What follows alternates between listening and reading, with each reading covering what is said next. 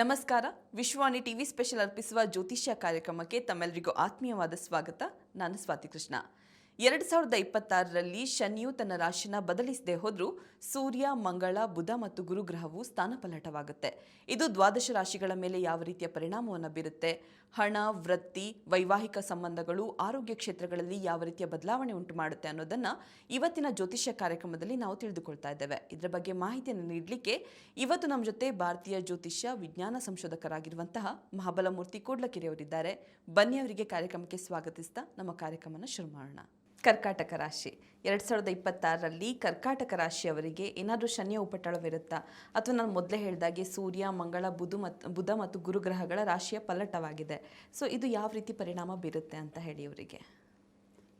ಕರ್ಕಾಟಕ ರಾಶಿಯವರಿಗೆ ಅದಕ್ಕಿಂತ ಮುಂಚೆ ವಿಶ್ವವಾಣಿ ಟಿ ವಿಯ ಎಲ್ಲ ವೀಕ್ಷಕರಿಗೆ ಆಗಮಿಸ್ತಾ ಇರುವಂತಹ 2026ನೇ ಇಸ್ವಿಗೆ ಎಲ್ಲ ರೀತಿಯ ಶುಭಾಶಯಗಳನ್ನು ಕೋರ್ತಾ ಇದ್ದೇನೆ.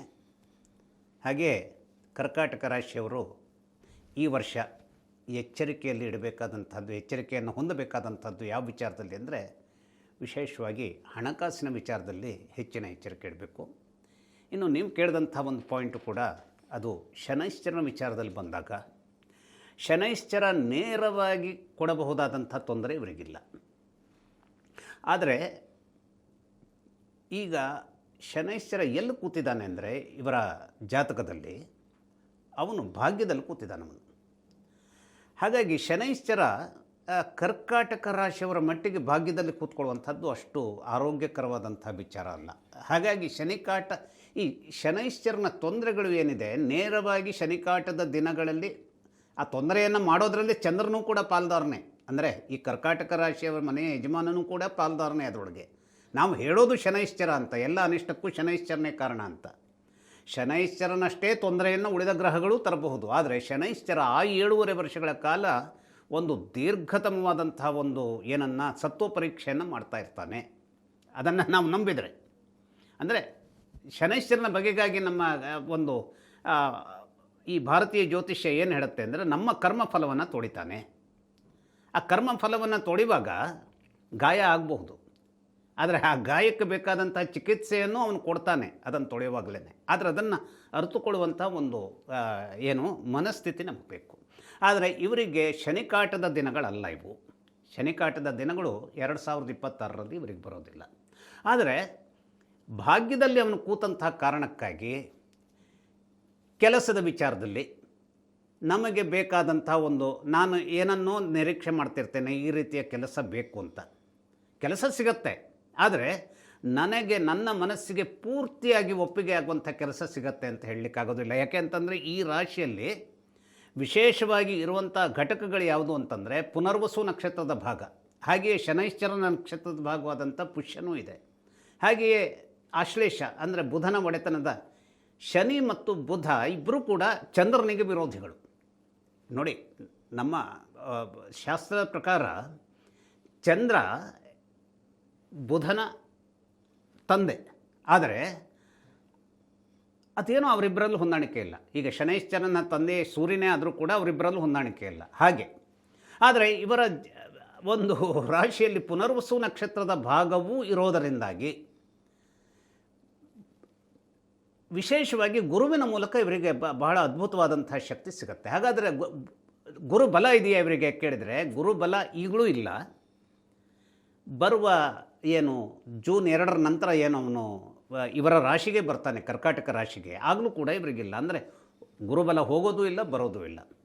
ಆದರೆ ಶನೈಶ್ಚರನನ್ನು ನಿಯಂತ್ರಿಸಬಹುದಾದಂಥ ಶಕ್ತಿಯನ್ನು ಗುರು ಏನು ಮಾಡ್ತಾನೆ, ಇಲ್ಲಿ ಬಂದಾಗ, ಜೂನ್ 2ಕ್ಕೆ ಇಲ್ಲಿ ಬಂದಾಗ ಅಲ್ಲಿಂದ ಶನೈಶ್ಚರನನ್ನು ನಿಯಂತ್ರಿಸ್ತಾನವನು. ಶನೈಶ್ಚರನ ನಿಯಂತ್ರಣ ಗುರುವಿನ ಮೂಲಕವಾಗಿ ಸಾಧ್ಯವಾಗ್ತಾ ಇದೆ ಅಂತ ಹೇಳಿದ್ರೆ ಏನು ಅಂತಂದರೆ, ಶನೈಶ್ಚರ ಮತ್ತು ಗುರುವಿಗೆ ನೇರವಾಗಿ ಒಂದು ಸೌಹಾರ್ದಯುಕ್ತವಾದಂಥ ಸಂಬಂಧ ಇದೆ ಅಂತಲ್ಲ, ಆದರೆ ಪರಸ್ಪರರಿಗೆ ತೊಂದರೆ ಮಾಡಿಕೊಳ್ಳಬಹುದಾದಂತಹ ಒಂದು ದುಷ್ಟತನವನ್ನು ಅವರು ಮಾಡೋದಿಲ್ಲ. ಹಾಗೆಯೇ ಗುರುವಿನ ಶಕ್ತಿ ಏನು ಅಂತಂದರೆ, ಶನೈಶ್ಚರ ಹಾರ್ದಿಕವಾಗಿ ಬೇಕಾಗುವಂಥ ಒಂದು ಗ್ರಹ ಅಲ್ಲದೆ ಹೋದರೂ ಕೂಡ ತನ್ನ ಸಮಾನವಾದಂತಹ ಗ್ರಹ ಅದು ಆಗಿರೋದ್ರಿಂದ ಮತ್ತು ಇವನ ದೃಷ್ಟಿ ಶನೈಶ್ಚರನ ಮೇಲೆ ಬಿದ್ದಿರೋದ್ರಿಂದ ಶನೈಶ್ಚರ ಭಾಗ್ಯಕ್ಕೆ ಬೇಕಾದಂತಹ ವಿಚಾರದಲ್ಲಿ ಚಂದ್ರನ ಈ ಯಜಮಾನತ್ವದ ಕರ್ಕಾಟಕ ರಾಶಿಯವರಿಗೆ ಉಳಿದ ಗ್ರಹಗಳು ಏನೋ ಒಂದು ಶಕ್ತಿಯನ್ನು ಕೊಡ್ತಾವೆ ಅಂತಾದರೆ ಅದನ್ನು ಅವನು ಏನು ಮಾಡೋದಿಲ್ಲ, ಹಾಳು ಮಾಡೋದಿಲ್ಲ.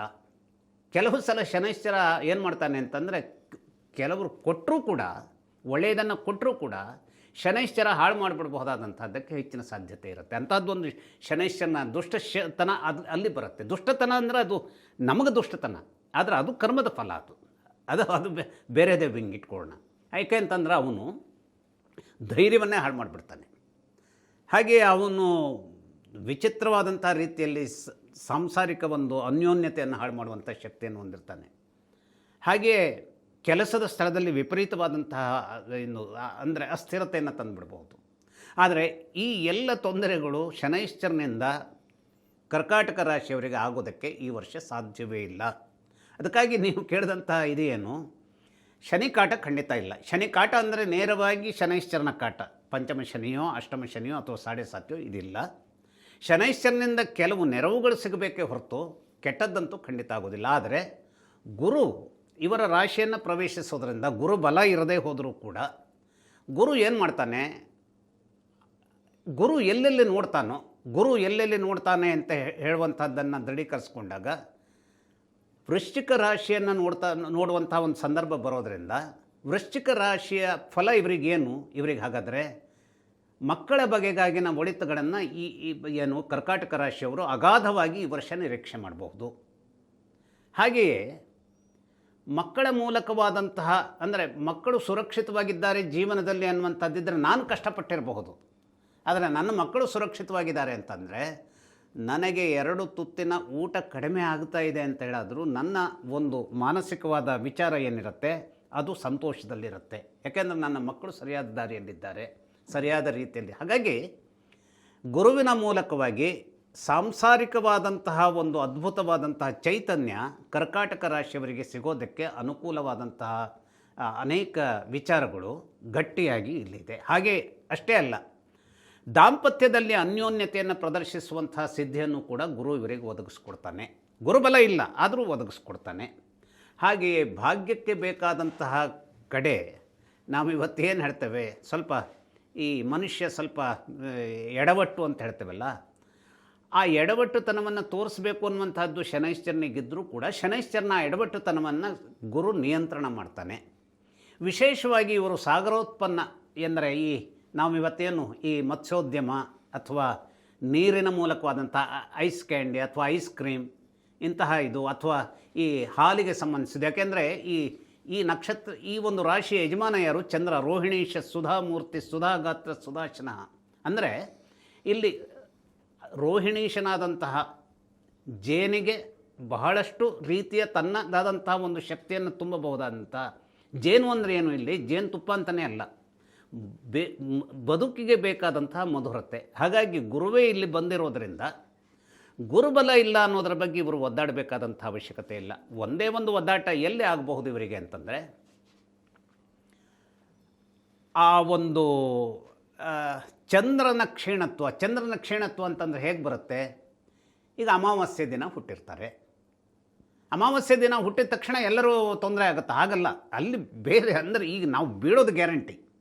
ಆದರೆ ಬೀಳುವಾಗ ಯಾವುದೋ ಒಬ್ಬ ಮನುಷ್ಯ ಅಥವಾ ಯಾವುದೋ ಒಂದು ಗ್ರಹ ನಮಗೊಂದು ಕ್ವಿಷನ್ ಇಡುತ್ತೆ, ಅಂದರೆ ಒಂದು ಗಾದೆಯನ್ನು ಇಡುತ್ತೆ. ಅಲ್ಲಿ ಆ ಬಿದ್ದ ಒಂದು ಆಘಾತ ಇರುತ್ತೆ, ಆದರೆ ಕೈಕಾಲು ಮುರಿಯೋದು ಇಂಥದ್ದಾಗೋದಿಲ್ಲ. ಅಂಥದ್ದು ಇದೆಯಾ ಅನ್ನುವಂಥದ್ರ ಬಗ್ಗೆ ನಾವು ಸ್ವಲ್ಪ ಜಾತಕವನ್ನು ಪರಿಶೀಲಿಸುವುದರ ಮೂಲಕವಾಗಿ ಅದನ್ನು ಅರ್ಥ ಮಾಡ್ಕೊಳ್ಬೇಕು.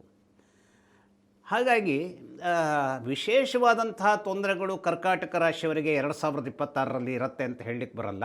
ವಿಶೇಷವಾಗಿ ಮತ್ಸ್ಯೋದ್ಯಮವೋ ಅಥವಾ ನೀರಿಗೆ ಸಂಬಂಧಪಟ್ಟ ವಿಚಾರಗಳು ಅಥವಾ ಈ ಒಂದು ಬೇಕರಿ ವಿಚಾರಗಳು ಅಥವಾ ಈ ಐಸ್ ಕ್ರೀಮ್ ಅಥವಾ ಸ್ವೀಟ್ ಇಂಥ ಮಾರ್ಟ್ಗಳನ್ನು ಇಟ್ಕೊಂಡಂಥವರು ಅಥವಾ ದೊಡ್ಡ ಪ್ರಮಾಣದಲ್ಲಿ ಬೇರೆ ದೇಶಕ್ಕೆ ಚಾಕ್ಲೇಟ್ಗಳನ್ನು ಎಕ್ಸ್ಪೋರ್ಟ್ ಮಾಡುವಂಥ ಅಥವಾ ಅಲ್ಲಿಂದ ತರಿಸುವಂಥ ಈ ಎಲ್ಲ ವಿದ್ಯಮಾನಗಳನ್ನು, ಅಥವಾ ರೆಸ್ಟೋರೆಂಟನ್ನು ನಾನು ಒಂದನ್ನು ಹೊಂದುತ್ತೇನೆ ಅಂತ ಫುಡ್ ಬಿಸ್ನೆಸ್ಸನ್ನು ಮಾಡ್ತೇನೆ ಅಂತ ಹೇಳುವಂಥವ್ರು, ಅವರಿಗೆ ಯಶಸ್ಸನ್ನು ತಂದು ಕೊಡುವಂಥ ಅವಕಾಶ ಇರುತ್ತೆ. ಇನ್ನೇನಾದರೂ ಕ್ಷೀಣತ್ವ ಚಂದ್ರನಿಗೆ ಇದೆ ಅಂತಾದರೆ ಇವರು ವಿಶೇಷವಾಗಿ ಅಘೋರ ಗಣಪತಿ ಇದನ್ನು ಏನನ್ನು ಶಕ್ತಿ ಯಂತ್ರವನ್ನು ಇವರು 1 ವರ್ಷದ ಕಾಲ ಧರಿಸಬೇಕು. ಆ ಅಘೋರ ಗಣಪತಿ ಶಕ್ತಿ ಯಂತ್ರವನ್ನು ಇವರು ಧರಿಸುವುದರ ಮೂಲಕ ಅನೇಕ ರೀತಿಯ, ಯಾಕೆಂದರೆ ಇವರಿಗೆ ತೊಂದರೆ ಬರುವಂಥದ್ದು ಶನೈಶ್ಚರನ ಮೂಲಕವಾಗಿ. ಶನೈಶ್ಚರನ ಅನೇಕ ತೊಂದರೆಗಳನ್ನು ನಾವು ಒಡೆದು ತೆಗಿಬಹುದಾದಂಥದ್ದು ಎಲ್ಲಿ ಅಂತಂದರೆ ಅದು ಒಂದು ಚೈತನ್ಯದಾಯಕವಾದಂತಹ ಗಣೇಶನಿಂದ ಸಾಧ್ಯ ಆಗುತ್ತೆ. ಅಘೋರ ಗಣೇಶ ಅಂದರೆ ಏನು? ಘೋರತ್ವವನ್ನು ಹೊಂದದೇ ಹೋದಂಥವನು. ಅಂದರೆ ಗಣೇಶ ಘೋರತ್ವವನ್ನು ಹೊಂದುತ್ತಾನೆ ಅಂತ ಅದರ ಅರ್ಥ ಅಲ್ಲ. ಆದರೆ ಕೆಲವು ಕಾರಣಗಳಿಗಾಗಿ ಅನೇಕ ವಿಘ್ನಗಳು ಬರುವಾಗ ಆ ವಿಘ್ನಗಳನ್ನು ಒಡೆದು ತೆಗೆಯುವಂಥ ಶಕ್ತಿಯನ್ನು ಗಣೇಶ ಹೊಂದಿರ್ತಾನೆ. ಅಂತಹ ಅಘೋರ ಅಂದರೆ ಘೋರತನವನ್ನು ಪ್ರದರ್ಶಿಸಲಿಕ್ಕೆ ಸಾಧ್ಯವಾಗದೆ ಹೋದಂತಹ ಪ್ರಸನ್ನದಾಯಕನಾದಂಥ ಅಘೋರ ಗಣಪತಿಯ ರಕ್ಷೆ ಸಿಕ್ತು ಇವರಿಗೆ ಅಂತಾದರೆ ಇಡೀ 1 ವರ್ಷದ ಕಾಲ ಇವರು ಆ ಯಂತ್ರದ ಧಾರಣೆಯೊಂದಿಗೆ ಚೆನ್ನಾಗಿ ಇವರ ಒಂದು ಜೀವನವನ್ನು ಸಾಗಿಸ್ಕೊಂಡು ಹೋಗೋದಕ್ಕೆ ಗುರುವಿನ ಮೂಲಕವಾಗಿಯೂ, ಗುರುವಿಗೆ ಸಮಾನನಾದಂತಹ ಗಣೇಶನ ಮೂಲಕವಾಗಿಯೂ, ಗುರುವಿನಷ್ಟೇ ಅದ್ಭುತವನ್ನು ಹೊಂದಿರುವಂತಹ ಒಂದು ಏನು ಈಗ ನಾವು ವಿಷ್ಣುವನ್ನು ಏನು ಹೇಳ್ತೇವೆ, ಆ ವಿಷ್ಣುವಿಗೆ ಸಂಬಂಧಿಸಿದ ಅನೇಕ ಧ್ಯಾನವನ್ನು, ಆದರೆ ಧ್ಯಾನ ಇವತ್ತಿನ ಜಾಗತಿಕ ಈ ಓಟ ಏನಿದೆ, ಧ್ಯಾನಕ್ಕೆ ನಾವು ನಮ್ಮ ವೇಳೆಯನ್ನು ವಿನಿಯೋಗಿಸ್ಕೊಳ್ಳುವಂಥದ್ದು ಸ್ವಲ್ಪ ಕಷ್ಟ ಆಗುತ್ತೆ. ಆದರೆ ಅದನ್ನು ಸಾಧಿಸ್ಕೊಂಡ್ರೆ ನನಗನ್ನಿಸೋದು 2026 ಕರ್ಕಾಟಕ ರಾಶಿಯವರಿಗೆ ದಿ ಬೆಸ್ಟ್. 2026ರಲ್ಲಿ ದ್ವಾದಶ ರಾಶಿಗಳ ಫಲಾನುಫಲಗಳ ಬಗ್ಗೆ ಇವತ್ತಿನ ಸಂಚಿಕೆಯಲ್ಲಿ ತಿಳಿದುಕೊಂಡ್ವಿ. ಇದೇ ರೀತಿ ಇಂಟ್ರೆಸ್ಟಿಂಗ್ ವಿಡಿಯೋಸ್ಗಾಗಿ ವಿಶ್ವವಾಣಿ ಟಿವಿ ಸ್ಪೆಷಲ್ ಚಾನೆಲ್ ಅನ್ನು ಸಬ್ಸ್ಕ್ರೈಬ್ ಆಗಿ. ಈ ವಿಡಿಯೋ ನಿಮ್ಗೆ ಇಷ್ಟವಾದರೆ ಲೈಕ್ ಮಾಡಿ, ಶೇರ್ ಮಾಡಿ. ಧನ್ಯವಾದಗಳು.